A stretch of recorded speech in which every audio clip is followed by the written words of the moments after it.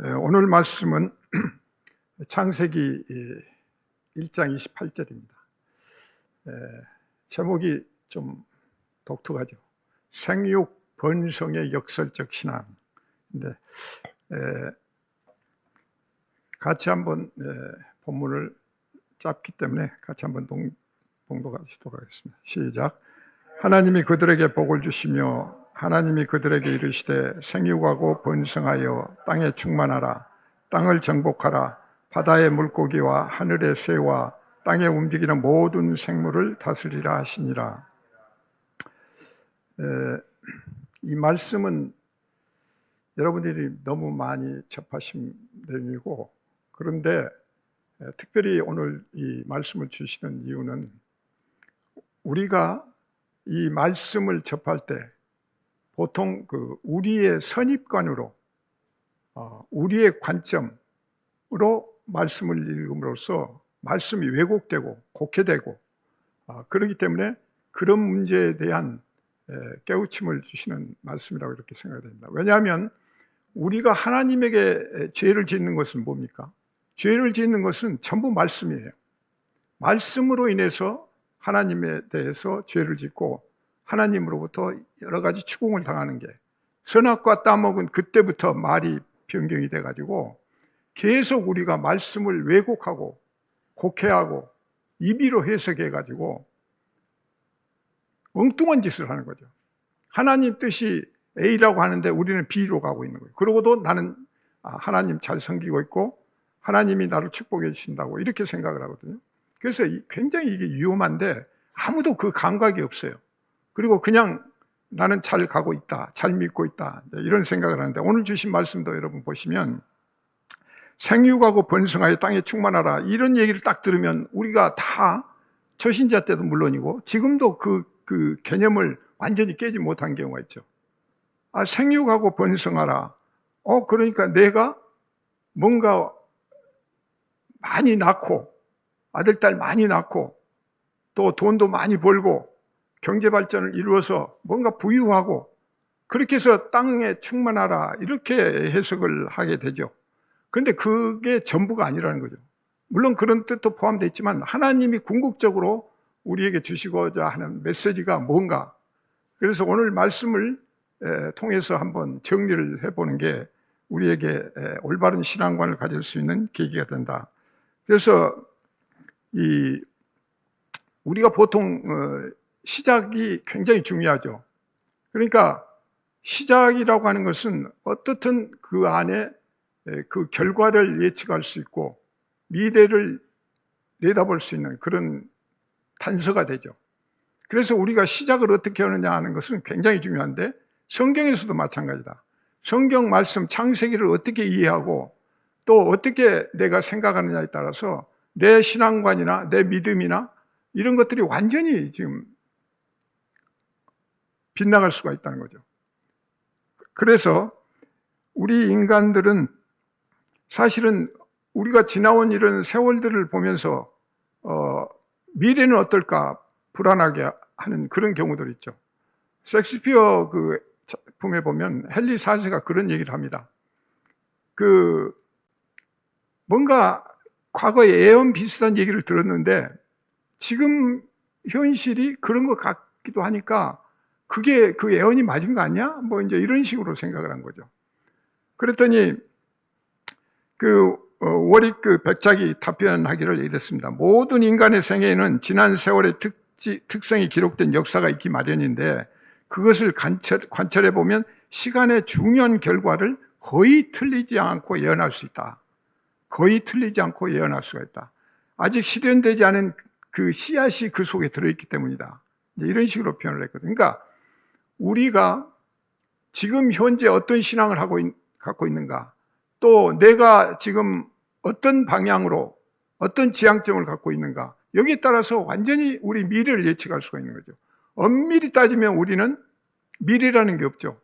사실은 오늘 현재를 살고 있을 뿐이고 5분 후에 닥쳐오는 그 날짜도 미래인데, 내가 지금 내 안에 딱 지금 현재로 와야 그게 내 시간이지, 그렇지 않으면 미래라는 게 없죠. 그러니까 오로지 오늘을 사는 우리인데, 그 미래라고 하는 것은 오늘 내가 어떤 생각을 갖고 어떤 성경을 읽고 어떤 관점으로 이해를 했느냐에 따라서 이게 완전히 달라질 수가 있다는 거죠.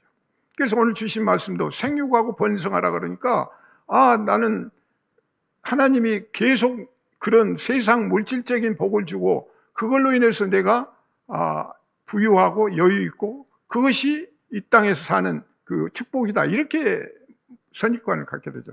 이거는 인간의 누구나 갖는 기본적인 생각이거든요. 그런데 더구나 새신자로 들어오면 전부 그런 생각을 먼저 가져요. 그리고 교회 갔더니 내가 뭘 덕봤어, 이익을 봤어, 뭐 이런 식으로 생각하지, 하나님 말씀이 어떤가, 그 말씀의 앞뒤가 어떤가, 그 진위가 어떤가, 이걸 생각하지 않는다는 거죠. 그렇기 때문에 계속 헛발질하고 엇박자로 나가고, 그러면서 그게 안 되면 조금 서운하다, 이런 생각을 갖게 되는데, 이 시작이라고 하는 것은 그래서 그 미래에 대한 어떤 그 씨앗을 담고 있는 거죠. 그게 전조인데, 오늘 우리 말씀도 이런 관점에서 한번 생각을 해보는 게 좋겠다. 그래서 생육하고 번성한다고 하는 말이 그냥 우리가 일반적으로 생각할 때 아들, 딸 많이 낳고 돈 잘 벌고 부유하고 그 다음에 나라가 부강하고 경제 발전하고 뭐 이런 식으로 먼저 생각을 하고, 또 그게 옳다고 생각하고, 다른 성경 읽을 때도 계속 그 관점으로 보는 거죠. 그러니까 색안경을 끼고 보면 계속 틀린 쪽으로 가는 거죠. 그리고 그게 맞다고 생각하고, 그게 나한테 안 맞으면 그 말씀이 잘못됐다고 그러고, 오히려 성경을 바꾸려고 그래요. 다르게 해석을 해요. 그러니까 하나님한테 죄를 짓는 것은 말씀으로 죄를 짓거든요. 하나님은 말씀이시고 말씀을 주시고 그 말씀의 진리를 제대로 깨달아야 되는데, 선악과 땀 먹을 때부터 계속 말을 바꿨잖아요. 서로가, 하와하고 서로 이렇게 말을 바꿔가지고 하나님 뜻을 완전히 왜곡시켜버렸는데, 그게 이제 신약 성경까지 계속 줄기차게 그 맥을 이어가고 있는 거죠. 그래서 우리는 이 말씀에 대한 우리의 관점을 정확히 할 필요가 있다. 오늘 그 말씀의 생육과 번성, 이거는 뭐 여러분 잘 아시다시피 그 생육은 낳아서 뭐 기른다는 뜻이고, 번성은 뭐가 불어나고 늘어나는 그런 일반적인 개념이죠. 근데 이제 성경에서는 그 생육과 번성을 같은 개념으로 그렇게 해서 번성하다, 이렇게 해석을 하고 있는데, 오늘 이 복이라고 하는 것은, 하나님이 주신 복은 사실은 창조를 마치시고 최초로 인간한테 주신 축복이죠. 복이에요. 복은 복인데, 그렇다면 이것이 단순한 어떤 복인가, 아니면 다른 의미가 있는가, 이런 관점을 우리가 한번 생각을 해보면서 이것이 잘못되고 잘못된 어떤 관점을 갖게 되면 다른 데서도 그럴 수가 있구나, 그리고 그런 관점으로 보니까 모든 그 신앙이 뒤틀려 있구나, 이런 것들을 우리가 알 수가 있다. 우리가 이거 잘못 읽으면 계속 기복신앙으로 가는 거죠. 생육하고 번성하라고 그러는데 왜 나는 생육하고 번성이 안 돼? 그러면서 자꾸 이제 하나님은 원망한 쪽으로 가는데, 그것이 진리는 아니다. 그래서 특히 오늘 그 성경 중에서 오늘 후반부에 보면은 딱 걸리는 부분이 뭐냐면, 생육하고 번성하여 땅에 충만하라 해놓고 땅을 정복하라고 그랬거든요. 땅을 정복하라. 그리고 바다의 물고기와 하늘의 새와 땅에 움직이는 모든 생물을 다스리라 했다. 그러니까 다스린다, 또 정복한다, 이러니까 마치 명령을 주신 것 같고, 그 명령을 내가 집행해야 되는 걸로 생각을 한단 말이에요. 그래가지고 내가 땅을 정복해야 돼. 그리고 지금 뭐 자연 개발하고 하는 사람들 다 보면 성경에 있잖아, 정복하라 했다고. 이렇게 생각을 해버리면 이게 지금 전혀 지금 성경을 왜곡하고 엉뚱한 데 갖다 붙이는 거죠.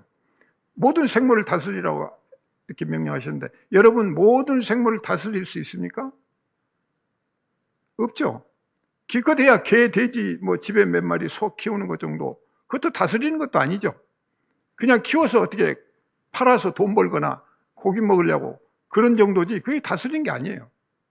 그러니까 우리는 근본적으로 이런 성경을 해석하는 데 있어서 엉뚱한 해석을 하고 자기 아전인수격으로 이렇게 해석해 가면 전체적으로 이게 뒤틀릴 수가 있다. 그렇기 때문에 여기에서 두 가지 그 문제점이 뭐냐면, 생육하고 번성하다는 이 말씀과 정복하고 다스리라, 이 두 가지 관점이 굉장히 중요한 그 포인트가 되죠. 근데 우리는 거의 생각 없이 임의적으로 이제 받아들이는 경우들이 있기 때문에 이걸 잘 봐야 된다. 그래서 하나님이 이걸 명령하신 건가? 그렇다면 인간한테 그 책임이 있는가? 그러면 하나님이라는 그 존재의 모든 것을 부정하는 게 되거든요. 하나님은 전지전능하신 분이고 이 모든 만물을 창조하신 분이잖아요. 그리고 모든 것을 섭리하신다고 우리는 그렇게 고백을 하는데, 딱 하나님이 명령을 주셔서 내가 해야 되는 걸로, 내가 정복해야 되고, 그러면 하나님 가까이 오시지 마시고 멀리 계시고 내가 정복해야 되고 내가 이렇쿵저렇쿵 하는데 권한 주셨잖아요. 이런 식으로 해석하니까 다른 것도 다 그렇게 해석해 가면 이 말씀이 왜곡된다. 인간한테는 절대적인 권리가 없어요. 왜? 인간은 처음부터 피조물이잖아요. 피조물이에요. 하나님이 모든 만물을 창조하시고 마지막 인간을 만들었을 때 완전히 피조물이거든요. 그러니까 우리가 신앙을 쭉 결론적으로 가면 하나님은 하나님이고 나는 피조물입니다, 이 고백이거든요. 하나님은 하나님이시고 나는 피조물입니다. 그래서 이 피조물이라는 개념을 확실히 가져야, 그래야 내가 하나님한테 모든 걸 맡길 수 있고 하나님 앞에 순종할 수가 있고 하나님 뜻을 따라서 우리가 갈 수가 있는 거지, 그것은 정리가 안 된 상태에서 우리가 하나님을 믿고 의지한다? 이것은 굉장히 언밸런스다. 이것이 온전한 믿음이 될 수가 없고 엉터리 믿음이 될 수가 있다. 그리고 성경을 계속 왜곡되고 깨닫지 못하는 그런 쪽으로 읽어갈 수가 있다. 특별히 이 명령으로 받는다 그러면 어떻게 됩니까? 그게 율법주의가 되잖아요. 내가 해야 되니까 내가 행동을 해야 되거든요. 하나님은 명령이니까 그게 법이잖아요. 그게 그 법을 내가 지켜야 되고, 그게 나는 행동을 해야 되고. 그러니까 바울이 얘기한 모든 그 율법주의라고 하는 개념이 거기에서 싹이 트는 거예요. 그러니까 여기서부터 지금 싹이 튼 거예요. 그러니까 하나님의 명령을 전부 하나님 주권으로 해석하고 이해하고 그렇게 일단 가고, 그 다음에 그 부분에서 내가 할 수 있는 역할이 뭔가 이렇게 생각을 하는데, 거꾸로 주셨으니까 내가 해야 되고, 또 안 주셨다 해도 내가 중심이 되거든요. 모든 부분을 보시면 전부 자기 중심이에요. 그리고 자기가 먼저 해석을 하고 자기가 먼저 결정해놓고 하나님 이거 해주세요, 이런 식으로 돼요. 그러니까 결국은 신앙이라고 하는 것이 우리가 뭘 결정할 때도 그래요. 하나님한테 묻고 뭐 하라고 많이 하는데 사실상 내가 결정해놓고 합의해놓고 하나님 이렇게 하게 해주세요 그러거든. 그러니까 그거는 순서가 뒤바뀌었으니까 그거는 오리지널 하나님께 의존하는 게 아니다. 그래서 하나님이 이행하라고 하는 이 뜻이 어디에 있는가를 우리가 한번 다시 생각할 수 있는데, 우선 이 생육과 번성, 이 뜻이 또 정복하라라든 다스리라, 이런 어떤 뜻이 완전히 그 하나님이 오리지널 그 뜻이 아니라는 걸 우리가 이제 확인할 수 있는 게, 우선 창세기 1장 21절과 22절에 보면 하나님이 큰 바다 짐승들과 물에서 번성하여 움직이는 모든 생물을 그 정류대로 창조하시니 하나님이 보시기에 좋았더라. 하나님이 그들에게 복을 주시며 이르시되 생육하고 번성하여 여러 바닷물에 충만하여 새들도 땅에 번성하라 하시니라. 이 말씀을 보시면 인간한테 생육하고 번성하라고 말씀 주시기 전이거든요. 그러니까 먼저 새나 동물이나 먼저 짐승에게 생육하고 번성하라고 명령을 주셨어요. 그러면 짐승이나 인간이나 똑같다는 개념으로 볼 수가 있죠. 그러니까 우리가 뭐 우월나서 내가 뭐 세상을 지키고 내가 다스리고 내가 뭐 어떻게 한다, 이거는 조금 더 생각해 볼 문제죠.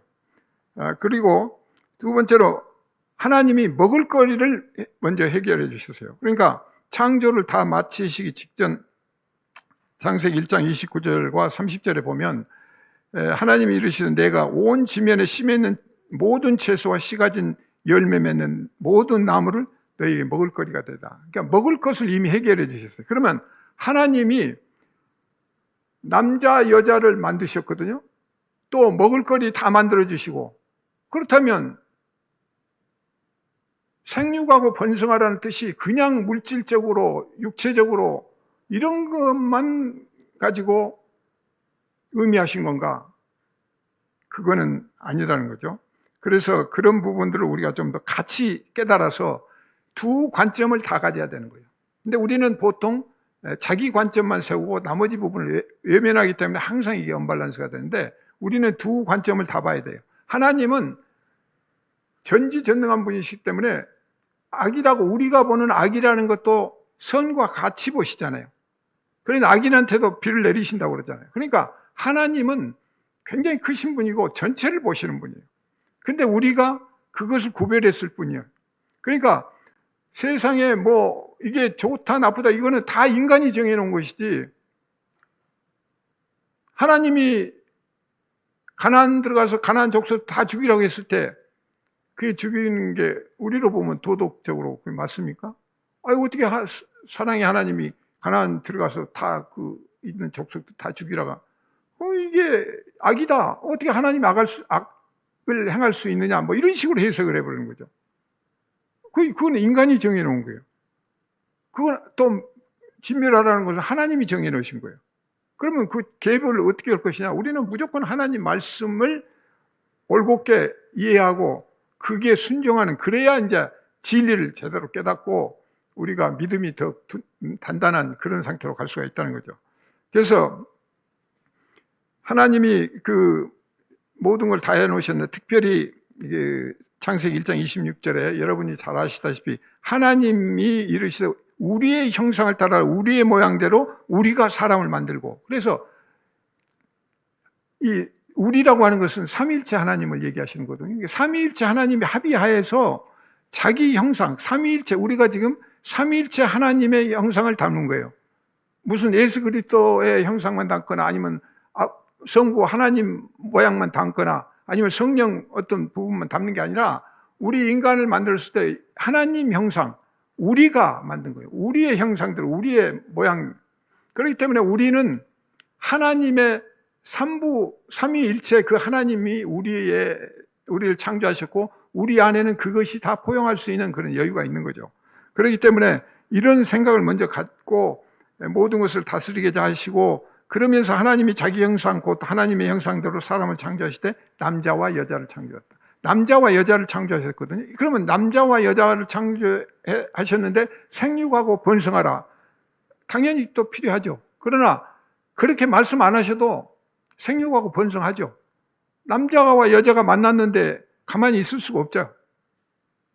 또 뭐 어떻게든지 살아야 되니까 가꾸고 먹을 만한 거 찾고, 그러니까 그거는 어느 정도 해결될 수 있는 부분이에요. 그러니까 거기에 초점이 있는 것이 아니라 그 너머에 있는 말씀의 초점까지도 우리가 갈 수 있어야 된다. 그래서 그 하나님이 그런 말씀을 주실 때 사람의 본성과 본질이 무엇인가, 이제 여기에 대해서 우리가 한번 생각을 해야 하는데, 사람의 몸 육체는 그 본질을 얘기하는 게 아니신다. 그러니까 생육하고 번성하라는 건 인간의 어떤 육체적인 그 몸이나 이 기준으로 어떤 것을 하라는 그런 뜻이 아니다는 거예요. 그래서 잠언 20장 27절에 보면 사람의 영혼은 하나님의 등불이라고 그랬어요. 그러니까 사람의 영혼은 여호와의 등불이라는 얘기는 굉장히 밀접한 관계가 있죠. 그러니까 삼위일체 하나님과 우리의 영혼은 같은 밀접한 관계가 있는 거죠. 그러니까 그런 상태에서 우리가 생각을 해야 되고, 그 다음에 그 하나님 아버지께서 이제 이 아들을 이제 보내시잖아요. 그래서 성육신을 하시고, 그런 것을 통해서도 또 지금 메시지를 주시는데, 그게 결국 어떤 메시지인가, 이제 이런 부분을 우리는 다시 한번 이제 생각을 하는데, 잘 보시면 이 인간의 어떤 위치와 또 권위, 이런 것도 마찬가지예요. 그 다스리라고 했을 때, 다스리라고 하는 것은 너한테 힘을 줘갖고 네가 네 힘대로 다스리고 때리고 죽이고 뭐 살생 다 하고 뭐 마음에 안 들면 치고 뭐 이렇게 해서 자연을 훼손하고 네 마음대로 해봐, 이런 게 아니거든요. 하나님이 다 지금 말씀으로 창조한 모든 만물을 인간이 그렇게 함부로 그렇게 할 수가 있는 게 아니죠. 또 인간도 마찬가지예요. 인간 한 사람 한 사람은 다 하나님이 독특하게 만드셨다 했죠. 희귀한 동물이라고 했잖아요. 그러니까 다 희귀한 단 하나밖에 없는 그런 존재들인데, 그걸 이러쿵저러쿵 하고 뭐 비판하고 또 판단하고 뭐 이렇게 한다는 것은 옳지 않은데, 여기서 다스린다고 하는 개념은 사실은 그 자연을 향한 다스림이 아니라 자기를 향한 다스림이라고 이렇게 먼저 해석을 해야 돼요. 그래야 그게 하나님 형상에 가까운 거예요. 하나님은 모든 것들을 스스로 인내하시잖아요. 하나님이 우리 인간적인 성질대로 한다면 아마 우리는 여기에 살아남아 있을 사람이 한 사람은 더 없을 거예요. 왜? 하나님 그 기준으로 보면 한 사람도 의인은 없으니까 한 사람도 마음에 들게 사는 사람이 없어요. 전부 다 그 자리에서 죽어야 될 사람들. 그런데도 하나님이 기회를 주시고 그 다음에 예수 그리스도를 보내시고 또 기다려주시고 돌아오라 돌아오라 외치시는 그런 과정이거든요. 그러니까 그 과정에서 깨닫지도 못하고 돌아갈 생각도 안 하고 그러면 그거는 막판에 견딜 수가 없죠. 그래서 사람의 그 이쪽 권위라고 하는 것은 다스리라는 것이 그 다스리는 힘을 쓰라는 게 아니라 결국은 그 말씀을 듣고 자기를 바라보고 자기를 자제하고 자유의지 가운데 자기를 다스리는 거, 그게 먼저라는 거죠. 그 다음에 그 인간의 이제 순결함과 이런 것들이 이제 계속 이어지는데, 우선 이 처음에 창조할 때 인간은 하나님 형상이기 때문에 사실은 지식이나 의나 또 거룩함이나 이게 거의 하나님 같잖아요. 그리고 순수해요. 그런데 결국은 선악과 따먹으면서 이게 이제 전부가 무너졌단 말이에요. 그래서 이 전도서 기자는 이렇게 그냥 사람이 꾀를 내 가지고 그렇게 다 엉망이 되었다고 이런 표현을 쓰는데 그 좀 재미있는 표현이에요. 전도서 7장 29절에 보면 내가 깨달은 것은 오직 이것이라 곧 하나님은 사람을 정직하게 지으셨으나 사람이 많은 꾀들을 낸 것이라. 근데 이게 이제 똑같은 얘기예요. 그러니까 아까 아담과 하와가 선악과 따먹고 했던 그 표현하고 똑같이 계속 그 하나님 뜻을 왜곡한 거예요. 잘못 알아들은 거예요. 그러니까 선악과 따먹은 것도 여러 가지 관점에서 봐야 되는데 중요한 것은 하나님 말씀을 잘못 들었을 수 있다는 거죠. 왜곡했을 수도 있지만 잘못 알아들었다는 거예요. 그리고 잘못 알아들어서 아담이 하와한테 또 잘못 전했을 수도 있어요. 아담은 또 잘 들었으면 하와한테 전할 때 잘 전해야 되는데 대충 전했어요. 또 하와는 들을 때 남편이 얘기해주면 하나님 말씀이라고 전해주면 신중하게 듣고 그대로 들어야 되는데 그냥 대충 들었어요. 그랬더니 느닷없이 뱀 사탄이 나와가지고 뭐 이러지 하니까 그냥 홀딱 넘어간 거예요. 그리고 자기 안에 있던 그런 것들이 드러난 거잖아요. 그래서 지성이나 이 의지나 모든 생각들이 바르게 됐지만 꾀를 부려가지고 다 그게 변질이 된 그런 상태다. 그렇기 때문에 우리가 지금 아까 말씀드린 그 생육하고 번성하는 그 말씀 자체를 읽는 것이 우리가 틀리게 읽는 게 그게 정상이에요. 그게 잘못했다는 거 아니에요. 왜? 우리는 누구나 다 인간 중심으로, 자기 중심으로, 자기의 유익과 자기의 육체적인 어떤 성장 발전을 위한 그런 관점으로 보지, 그걸 하나님의 여기에 깊은 뜻이 뭐가 있을까? 이렇게 보질 않는 거죠. 그렇기 때문에 성경, 구약이나 신약을 전체 보면 계속 엇박자가 나오는 거예요. 제대로 깨달은 그런 경우도 드물어요.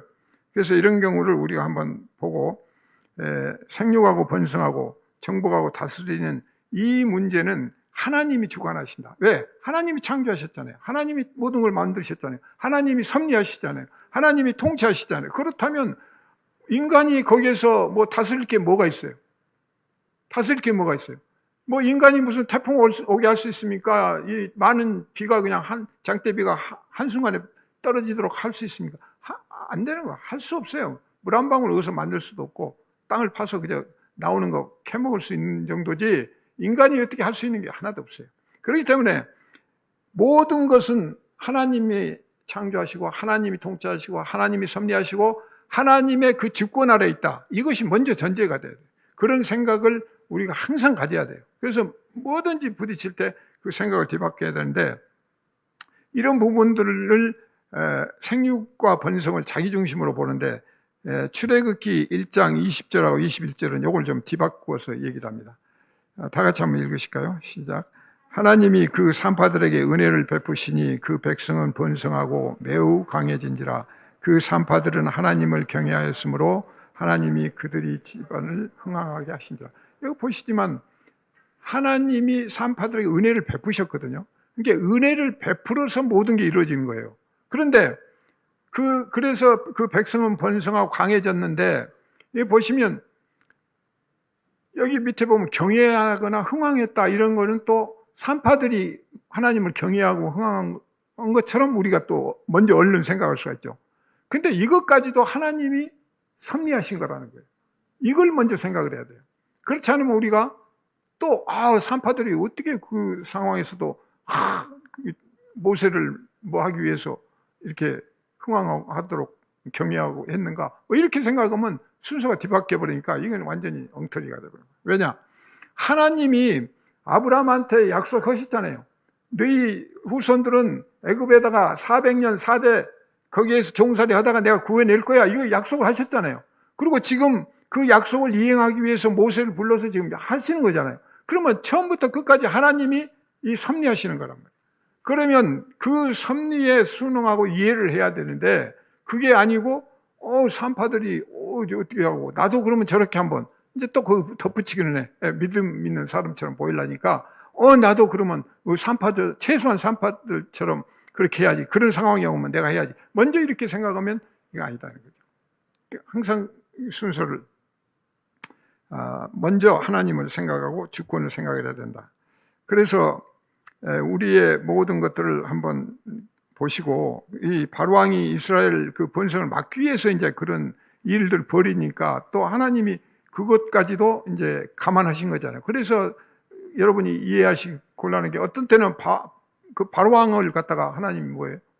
내가 그렇게 만들었다고 또 얘기를 하시잖아요. 그러니까 막 바로왕이 모세가 가서 보내달라고 하는데도 안 돼 막 하는 게 하나님이 그렇게 만드셨다는 거 아니에요. 그러니까 지금은 하나님이 또 왜 그러셨을까, 또 이렇게 생각하면 안 돼요. 하나님이 지금 인류 전체에 대해서 뭔가 메시지를 지금 전하려고 그러신 거거든요. 근데 그 메시지를 하나님이라는 존재나 하나님의 섭리나 하나님 나라를 말씀하려고 그러는데 못 알아먹어요. 요거야 하고 얘기해도 못 알아먹고, 어떻게 물건처럼 이거야 보여줄 수도 없고, 그렇기 때문에 단계 하나하나 지금 차선을 두고 어떤 징표를 보여주면서 이거야, 그 다음에 또 이거 보여주면서 이거야 해갖고 그 맥을 이어서 그걸 꿰뚫어 볼 때 그걸 비로소 깨달을 수 있게끔, 그렇지 않으면 깨닫지 못해요. 그러니까 우리가 구약을 읽어야 되고 반대로 요한계시록도 읽어야 되고, 그렇게 해서 전체를 봤을 때 이 부분이 우리가 이해가 되고 또 하나님의 뜻을 올곧게 깨달을 수가 있다. 그렇지 않으면 한 부분만 보면 계속 오해를 하고, 또 딴 데 가서 딴 부분 보면 또 딴 소리 하니까 하나님은 왜 이랬다 저랬다 하시지, 이렇게 가버리면 안 된다는 거죠. 그래서 그런 부분을 우리가 좀 생각을 하면서 생육하고 번성하고 불어나고 하는 이런 문제를 이제 다른 관점에서 보면, 만약에 그러면 이런 생육하고 번성하고 충만하고 다스리라 하는 이런 메시지를 그럼 모든 인류한테 주셨는가? 그건 아니에요. 그러니까 선택된 자한테만 주신 메시지다. 그걸 우리가 이제 한번 생각을 해야 된다. 그래서 창세기 47장 27절, 그리고 출애굽기 보면 이스라엘 족속이 고센 땅에 거주하며 거기서 생업을 얻어 생육하고 번성하였더라. 그죠? 그 다음에 출애굽기에도 보면 이스라엘 자손은 생육하고 불어나 번성하고 매우 강하여 온 땅에 가득하게 되었더라. 그러면 지금 이스라엘 민족이 홍해를 건너지 않고 고센 땅에 있는데 이미 우리 생각으로 본다면 생육하고 번성해가지고 지금 있잖아요. 지금 성경이 그렇게 얘기하고 있잖아요. 거주하고 있었는데 생업을 얻어서 생육하고 번성하였더라 그러냐고. 그러니까 생육하고 이미 번성해 있는 거잖아요. 그렇다면 하나님이 생육하고 번성하고 있는데 굳이 또 끌어내실 필요가 없잖아요. 그러니까 뭔가 하나님이 의도하시는 생육과 번성과 우리가 생각하는 생육과 번성이 뭔가 조금 다를 수가 있다. 그래서 이 부분을 우리가 먼저 생각을 하고 가야 되는데, 여기에 보면 어떻든 아브라함의 후손이나 하나님이 선택한 백성에게만 지금 주시는 명령이고 거기에만 유효하다는 거죠. 그러니까 여러분들이 그걸 세상 사람들은 저 사람 교회도 안 나가는데 어떻게 돈도 잘 벌고 이렇게 잘 나가? 막 이런 얘기들이 많이 그런 경우 많잖아요. 그러면 하나님 뭐 하시는 거야? 또 이렇게 보면 안 되는 거예요. 거기는 선택하지 않은 사람이니까 그거 그냥 세상적으로 생육하고 번성할 수 있어요. 뭐 무슨 저 중동이나 이런 데 가보면 막 그냥 자기 와이프도 그냥 몇 사람씩 두고 막 다산어라고 막 이슬람교는 막 많이 나라고 막 이렇게 해서 하고 뭐 테러리스트들 잡아가지고 얘기해 보면 왜 했냐 그러니까 내가 죽으면 천국에 가면 예쁜 천사 여자 천사 7명이 나를 기다리고 있으니까 나는 그걸 바라보고 여기 이 땅에서 죽어도 좋고 우리 가족은 다 희생당해도 좋다 뭐 이런 식으로 답한다는 거예요. 그러니까 이게 완전히 하나님 뜻하고는 엇박자 그런 메시지를 믿고 그것이 진리라고 생각하고 있는 거죠. 그렇기 때문에 반드시 하나님이 주신 이 메시지는 하나님의 아브라함의 후손과 노아의 후손과 그 하나님이 부르신 백성들 가운데, 그러니까 우리도 마찬가지예요. 오늘 우리를 불러주셨기 때문에 우리 안에 지금 생육하고 번성하라, 정복하라, 다스리라, 이 메시지가 지금 주어져 있는 거예요. 그런데 그것이 땅 많이 사고 집 크게 짓고 막 이런 식으로 생각하면 이제 안 된다는 거죠. 그래서 그걸 우리가 한번 봐야 된다. 그래서 육적인 거나 물리적인 것이 아니다. 그러려면 이 문제를 이해하기 위해서 우선 그 아브라함에게 하나님이 약속하신 생육과 번성 약속을 한번 보시면 창세기 22장 그 16절과 18절 보면 내 아들 내 독자도 아끼지 아니하였은즉 이렇게 나오거든요. 큰 복을 주고 내 씨가 번성하여 이렇게 나오죠. 그러니까 여기서는 하나님이 지금 뭔가 구체적으로 지금 얘기를 하시는 거죠. 내 독자. 근데 그 독자가 여러분이 이미 우리는 알잖아요. 답이 예수 그리스도다. 근데 그때는 몰라요. 이게 독자라고 그러는데 진짜 독자인데 이걸 바치라고 그러니까 이게 알듯 말듯해요. 근데 아브라함은 그걸 깨달은 거죠. 그렇기 때문에 모리아산에 가서 그냥 흔쾌히 그걸 할 수 있었고, 근데 보통 사람은 이해를 못하죠. 하나님이 어떻게 늙음아가는데 이렇게 또 줬다가 뺏어가지고 주신 거니까 뺏어가니까 응당 우리는 뭐 하나님 뭐 피조물이니까 뭐 해야지, 이런 식으로 해석하면 그것도 또 부족한 거죠. 하나님의 지금 섭리는 지금 죽이려고 하는 게 아니라 지금 우리에게 뭔가 하늘나라 하나님 그 메시지를 우리가 알아먹고 이해하게 하기 위해서 지금 메시지를 주신 거고, 이 모리아산 이삭의 그 제단, 이 어린 양 이 부분이 이제 예수 그리스도 십자가까지 연결이 되잖아요. 그러니까 그 세월의 갭이라는 게 몇천 년이 그냥 끼어 있는 거예요. 그러니까 그 사이에 우리가 그걸 충분히 기도하지 않고 말씀을 묵상하지 않으면 그 곡해한 상태에서 그냥 갈 수가 있는 거죠. 그래서 아들 독자를 주니까 큰 복을 주고 내 씨가 번성하여, 그래서 여기 씨를 얘기를 하시거든요. 그래서 근데 이제 그 뒤에 가면 이삭에게도 똑같은 그 축복을 주세요. 내 자손을 별과 같이 번성하게 하며 이 모든 땅을 내 자손에게 주리니 내 자손으로 말미암아 천하 만민이 복을 받을 것이다. 그래서 똑같이 지금 이삭에게도 확인을 시켜주고, 그 다음에 야곱에게도 똑같이 그 축복을 주시는 거예요. 약속을 하셔요.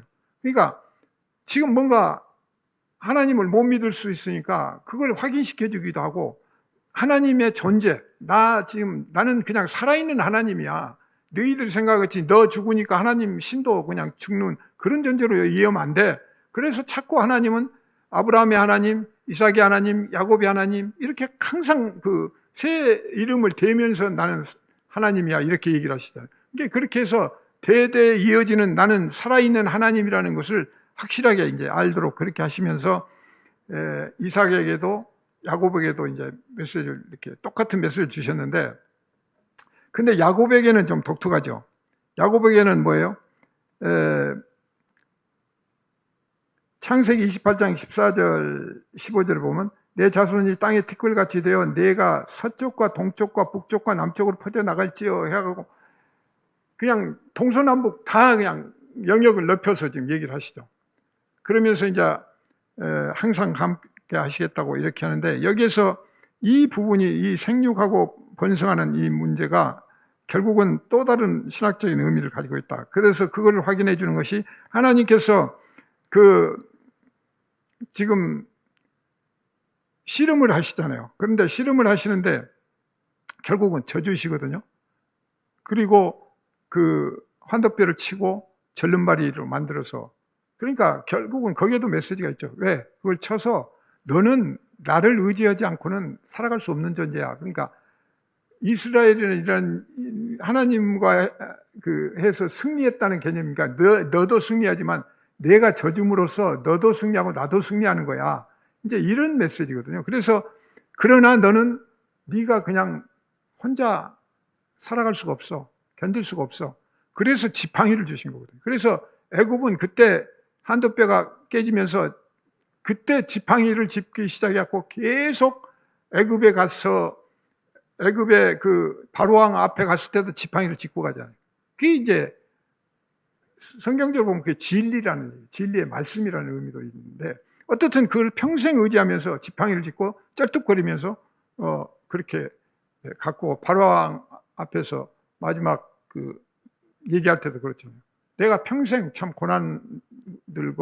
고난과 힘든 생활을 살았노라고 그렇게 고백을 하잖아요. 그러니까 그 지팡이도 진리다.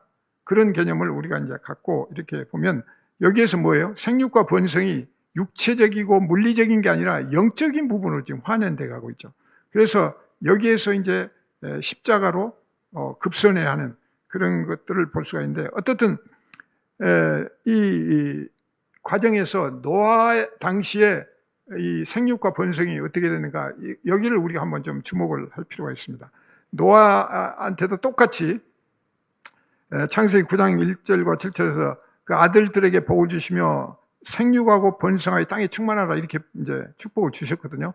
그런데 중요한 것은 하나님이 저주를 해갖고 완전히 다 세상을 홍수로 쓸어버렸잖아요. 그러니까 그런 쓸어버린 그 세상을 멸하신 그런 상황에서 다시 새로운 창조를 일으키시는 그런 모양새인데, 거기에 생육하고 번성하라고 또 명령을 주시거든요.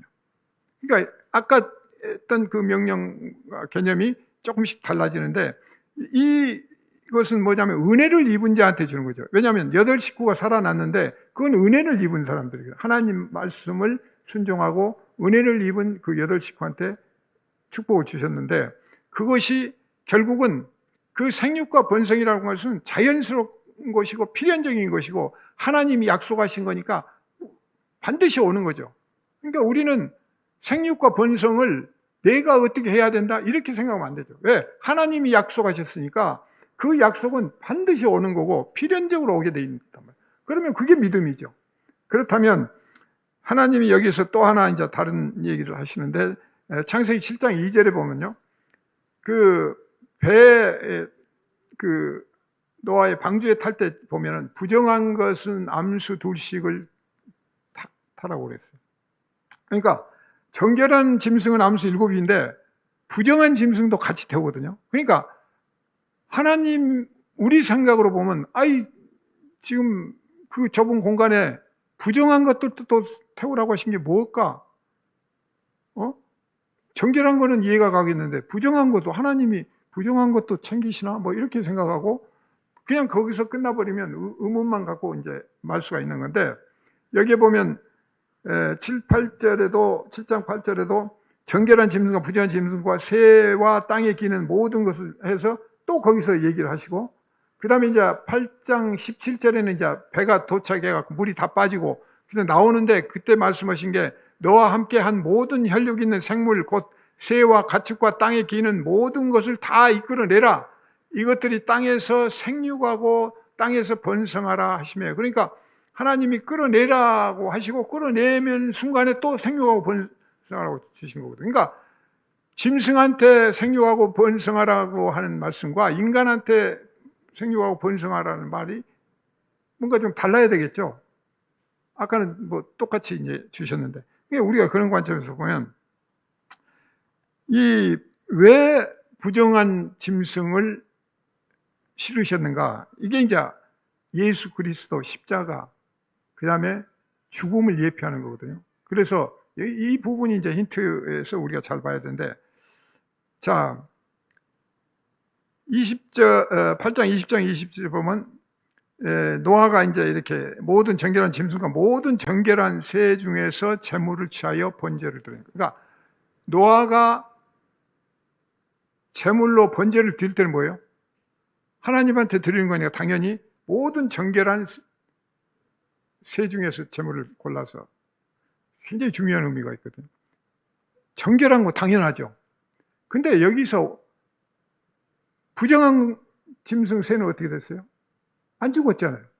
그러니까 결국은 지금 여기서 정결한 그 새나 짐승이 죽고, 그래서 부정한 것을 살린다. 예수 그리스도가 너희들 죄를 다 짊어지고 죽고 너희들을 살린다. 이런 메시지가 지금 여기 같이 들어있는 거예요. 거기까지 우리가 읽을 수가 있어요. 그리고 8장 22절에 보면 땅에 있을 동안에는 심음과 거둠과 추위와 더위와 여름과 겨울과 낮과 밤이 쉬지 아니하리라. 그래서 우리가 사는 이 세상은 전혀 변화가 없어요. 똑같이 심고 거두고, 그 다음에 춥고 덥고, 이 겨울 나고 가을 보내고, 뭐 이거는 사계절 그냥 우리가 지켜야 되는 거예요. 그냥 감당해야 되는 거예요. 여기서 무슨 다른 어떤 걸 취하는 것이 아니라는 거죠.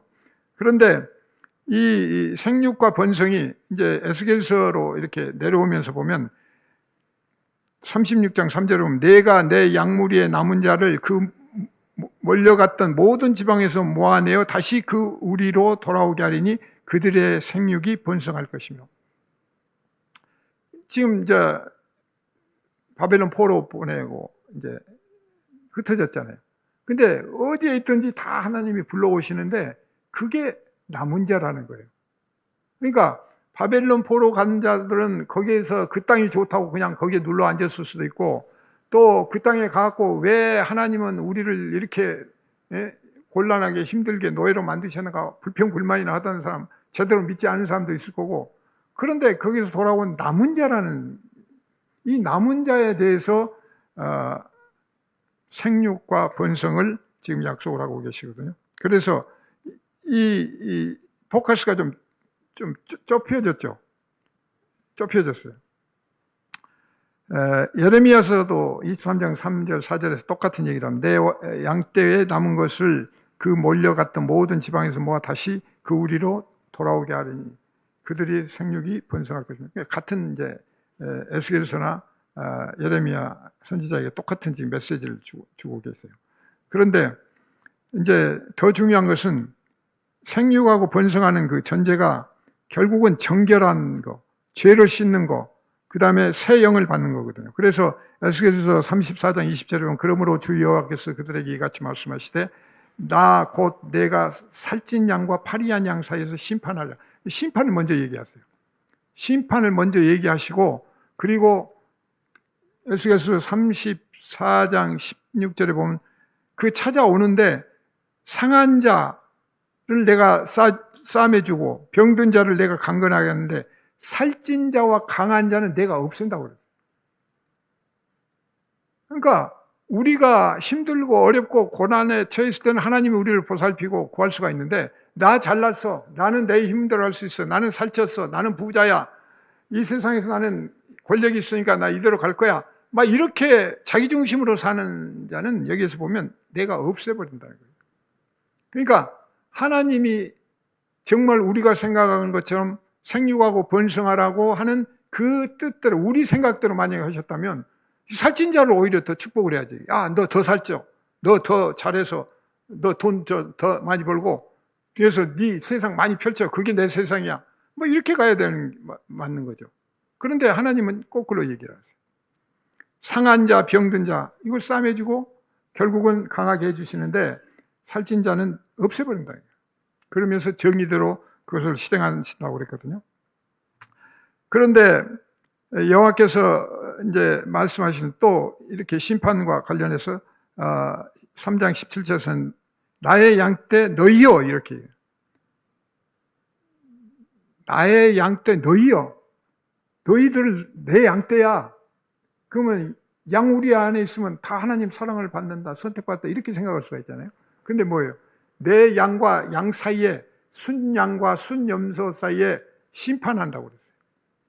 양과 양 사이에 심판한다는 거예요. 무서운 얘기죠. 그러니까 안일하게 우리가 신앙생활을 할 수가 없다는 거죠. 적당하게 하나님 말씀 이해하고 적당주의로 지내면서 내가 잘 믿고 있어, 하나님 뜻이 이걸 거야, 그리고 자기 마음대로 해석하고 이렇게 하면서 그것이 옳다고 생각한다면 굉장히 이거는 위험하다. 네, 양과 양 사이에서 심판을 하신다고 그랬고, 에스겔서 36장 24장 25절에도 보면은 맑은 물을 너희에게 뿌려서 너희로 정결케 하게 하고 그 더러운 것을 씻어버린다는 거예요. 그리고 우상 숭배에서 정결하게 한다는 거예요. 그러니까 하나님은 지금 우리 백성을 정말 영적으로 생육하고 번성하게 하기 위해서 이 단계를 거치시는 거예요. 그래가지고 정결하게 하고 그러고 나서 이제 어떻게 가는가.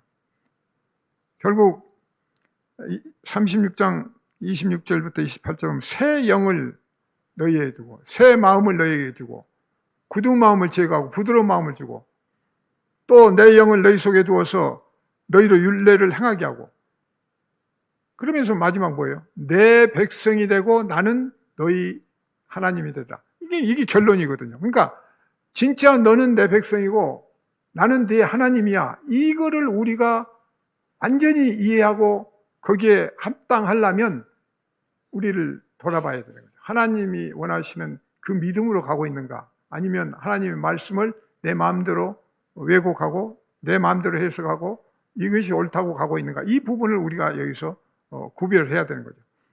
지금 뭐 새 영을 주신다고 하는 것은, 영을 주신다는 건 뭐예요? 세상적으로 보지 말라는 거잖아요. 지금 하늘 얘기, 영적인 하나님 나라를 지금 얘기를 하시는 거니까 세상 육적인 우리 생각과 혼으로는 그걸 알아볼 수가 없다는 거죠. 그렇기 때문에 하나님의 영을 부어주셔서 그 영을 통해서 거듭나는 사람이 되고 중생을 해서 새로운 하나님 나라의 말씀과 그 세계를 이해하고 받아들이고 깨달을 수가 있는 거죠. 그렇기 때문에 그때라야 비로소 내 백성이 되고 또 나는 너희의 하나님이 될 것이다, 이렇게 지금 말씀하고 계시는 거죠. 그래서 하나님께서 생육하고 번성하라고 하는 이 약속의 말씀을 보면 결론적으로는 산술적인 수요가 아니에요. 숫자가 많아지고 뭐 규모가 커지고 막 이런 기준이 아니라는 걸 우리가 알 수가 있죠. 그게 아니고 더러운 것을 깨끗하게 씻어내고 정결하게 하고 모든 것을 새롭게 만들어가지고 하나님께 합당한 거룩한 백성으로 만들어서 이렇게 인도해 가시겠다는 거죠. 그러니까 결국은 그 거룩해지는 것도 내가 하는 거 아니에요. 내가 오늘부터는 내가 열심히 말씀 읽고 기도하고 해서 내가 거룩해져야지. 그러면 그 조금은 잘못, 말씀 읽어야 돼요. 기도해야 돼요.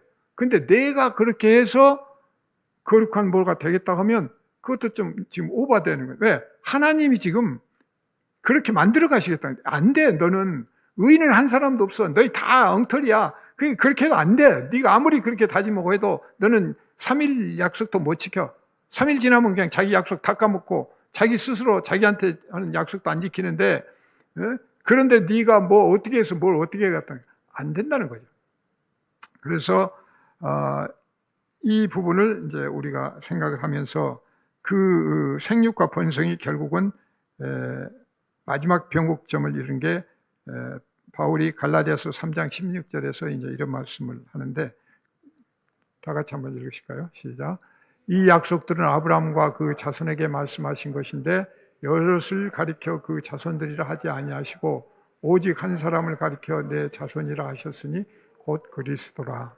결론이 이겁니다. 그러니까 지금 바울이 깨우쳐 준 거는 아브라함한테 이삭을 바치고 독생자를 바쳤으니까 뭐 또 했던 그 메시지가 결국은 예수 그리스도 한 사람이에요. 그러니까 여러 사람이 아니에요. 그러니까 숫자 개념이 아니죠.